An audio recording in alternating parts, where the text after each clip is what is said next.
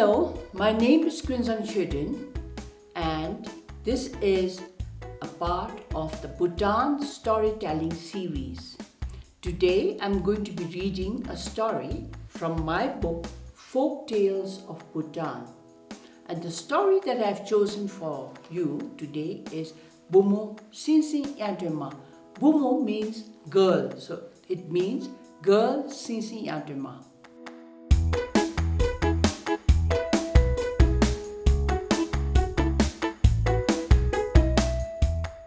Now, it is a traditional system in storytelling in Bhutan that we begin all stories with the phrase Dangpo Dingpo, which means a long time ago or once upon a time. Okay, so here we start. Dangpo Dingpo. In a small village in the middle of a narrow valley surrounded by mountains, somewhere in Bhutan, there lived a young girl. Her mother had died a long time ago, so she lived with her father alone. The father worked on the narrow strips of land along the river banks where he grew wheat and barley. The girl wove beautiful fabrics on a backstrap loom which was hung on a little porch outside their house. Every day she sat at her loom working intricate designs into the fabrics that she wove. One day she was sitting on her loom weaving when a raven flew by and dropped a piece of fruit in front of her. She picked it up and looked at it. She had never seen a fruit like this before, but it smelled so sweet and looked so temptingly good that she ate it, and it was the most delicious fruit she had ever eaten, and she longed for more. At sunset, her father came home from the fields, and she excitedly told him about the bird and the fruit. She asked him to get her some more. The father said, "My daughter, this is not an ordinary fruit. It is a mandarin which grows only in the Sinpo's orchard." Now, a Sinpo is a flesh-eating demon, and we believe that there were many Sinpos in many parts of Bhutan a long, long time ago. Okay? But the daughter pleaded and begged as one bewitched, "Appa, please, I must have more of this fruit, or I shall never be happy." The orchard was in the next valley, and although the Sinpo himself lived in the distant Sinpoyul, Sinpoyul is actually the country of the Sinpos, or the flesh-eating demons. Nobody had ever dared to go near the orchard. The poor father, unable to deny anything to his only daughter, reluctantly but eventually agreed to go and steal some fruit from the Sinpo's orchard. In the darkness of the night, the father headed towards the Sinpo's orchard, stealthily, creeping on tiptoe. When he reached the orchard, he saw that the Sinpo was sitting, leaning against the tree, and he was fast asleep. He was snoring fiercely. The father crept up to the tree. The Sinpo continued to sleep, and the brave man climbed up the tree very quietly. The Sinpo still slept on. Now the father was among the branches, plucking the ripe fruits and filling up his bag. Soon the bag was full and it grew heavy. But he wanted more, so he continued, plucking more and more, when suddenly the strap of the bag broke and the mandarins fell down with the bag and all. One mandarin struck the Sinpo on his head, and he woke up with a start. The father shivered as he climbed down the tree and faced the ferocious Sinpo. The Sinpo was furious and roared, "I'm going to kill you. You not only stole my mandarins, but you also had the audacity to throw one at me. I beg for your mercy. I've done you wrong. I will do anything for you if you spare me my life, pleaded the father. What can you do for me? Asked the Sinpo, not relenting in one way or the other. At this the father said, anything, anything at all. So the Sinpo said, if that is true, then I want your daughter to come as my bride.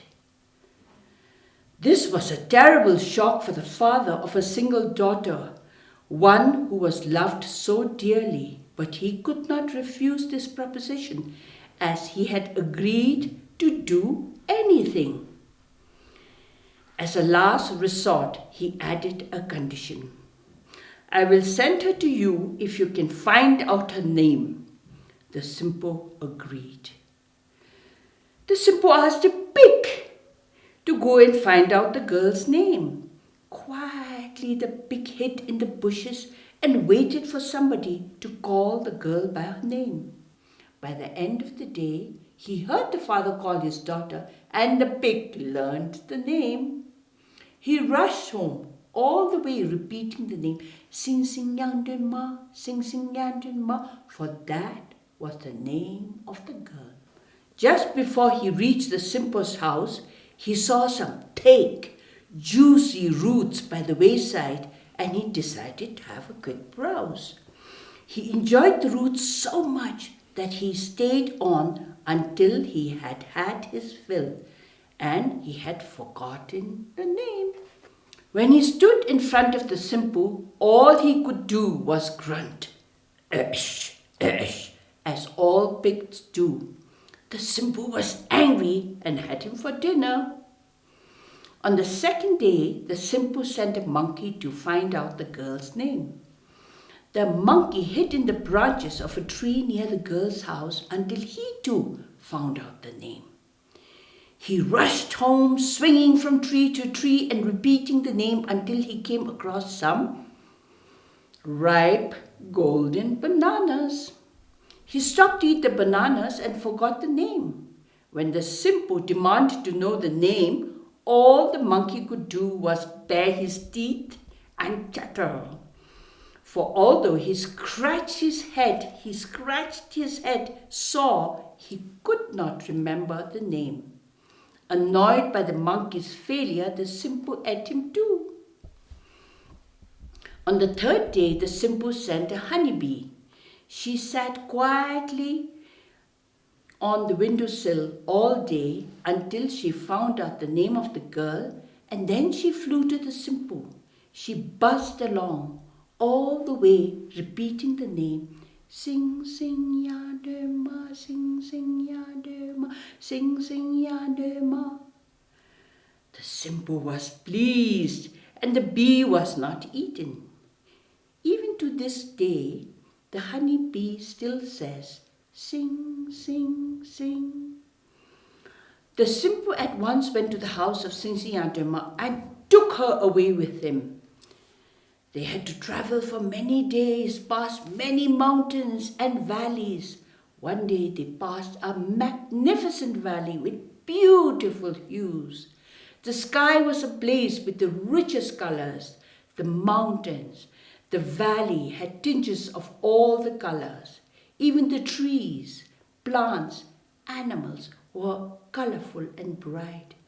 Sing Sing Yangdonma asked, is this where you live?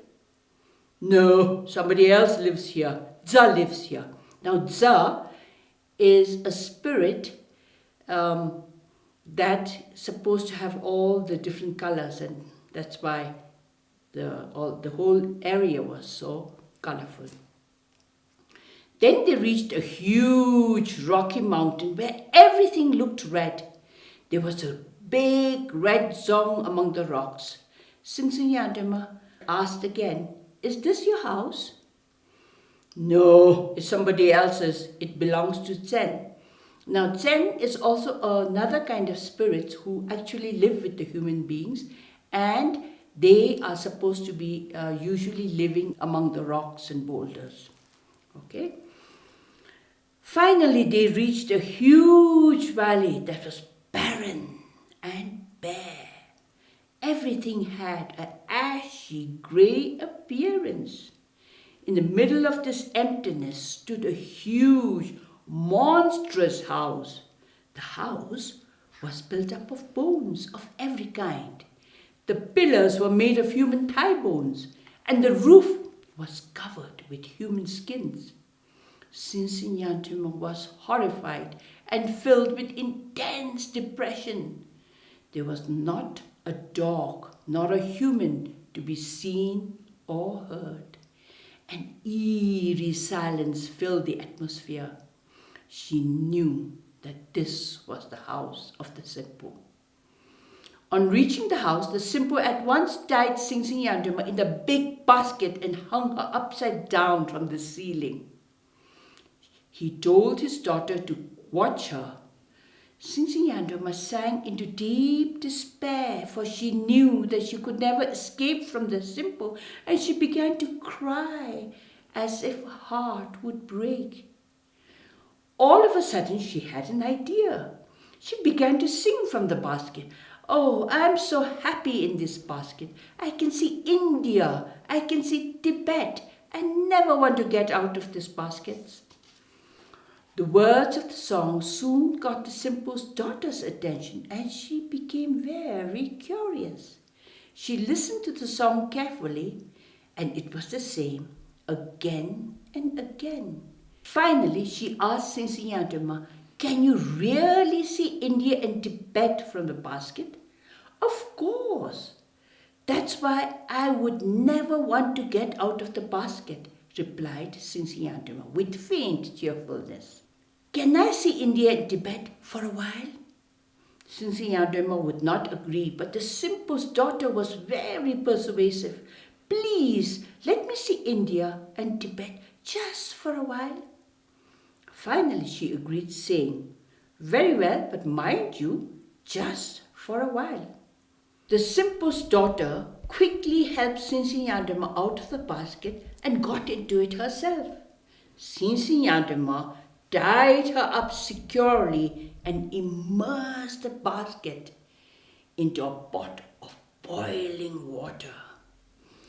After the Sinpo's daughter was scalded to death, Sing Sing Yangdonma took the bunch of keys which were hanging from a hook on the wall and began to open all the locked doors in the house.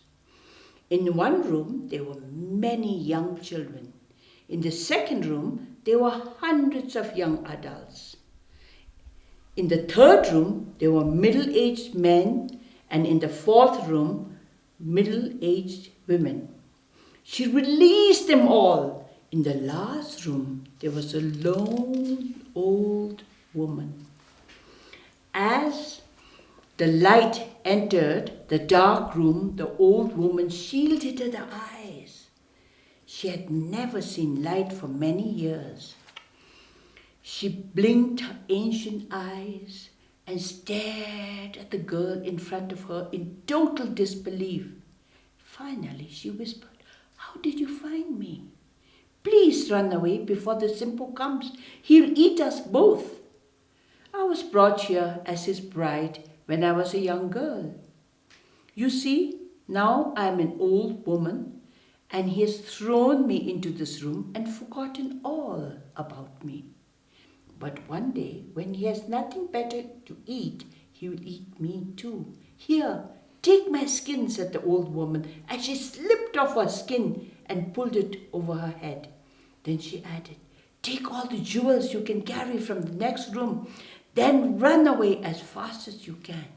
Sing Sing Yangdonma took strings and strings of coral and turquoise and put on earrings and bracelets. Then she slipped the old woman's skin over herself and ran away as fast as her feet could carry her. The Sinpo soon found out what had happened, and he began to chase Sing Sing Yangdonma. She could never run away from him because he crossed mountains in a few steps, and he could straddle a valley with his legs planted on either side of the river. So when she reached the valley, where some houses she recognized to be human houses, she decided to try and trick the Sinpo. She sat down by the roadside, turned her back to the sun as old people often do to get the sun on their backs. As she sat, thus she chanted, Om Mane Peme Hu, Om Mane Peme Hu. The Sinpo caught up with her and he asked impatiently, Have you seen Sing Sing Yangdonma pass this way? No, I haven't seen anyone pass this way. I've been sitting here for a long time, lied Sing Sing Yangdonma. Then get out of my way, you old woman, grunted the Sinpo as he pushed her aside. The jewelry made the sound tsalak, tsalak, and the Sinpo looked up suspiciously and asked, What was that? Oh, those were my old bones creaking and cracking, crack, croak, replied Sing Sing Yangdonma matter-of-factly and pretended to rub her elbows and her knees in earnest. Sing Sing Yangdonma sat in the sun, immensely relieved that the Sinpo had not recognized her. By and by, 3 young men came along the road. They were the sons of the local king. They had gone to cut bamboo and were now pulling it home. Each man had 40 long bamboo poles tied in a bundle and strapped to his back, and as they walked, the tips of the bamboo touched the ground, making a continuous sweeping sound. As the first prince came by, he shouted, Old woman, get out of my way! Sing Sing Yangdonma refused to move out of the way, saying, If you're in a hurry, step over me. If you're not in a hurry, go around me. The first prince went right over her, and the second prince did the same. The third prince felt sorry for the old woman, and he went off the road so that he could not go over her. As he passed, the tips of his bamboo touched her, and she fell over. The jewelry made the sound tsalak, tsalak. The third prince was so anxious that he had hurt her, he at once put down his bamboo and came to help her. As Sing Sing Yangdonma watched him go, after he had helped her, she thought, He is surely the kindest of them all. Many days later, Sing Sing Yangdonma was sure that the Sinpo would not come after her any more. So she went to a nearby stream to bathe herself. She slipped off the old woman's skin and washed herself in the stream. The youngest prince, who happened to be near the stream, saw all this. He was amazed to see that the old woman was no longer an old woman, but a beautiful young girl. She was so beautiful that she would have melted in the sunshine and solidified in the shade. He immediately fell in love with her and married her. They lived for many years together in happiness, peace, and prosperity. So this is the end of the story of Sing Sing Yangdonma. I hope you liked the story. Thank you for listening.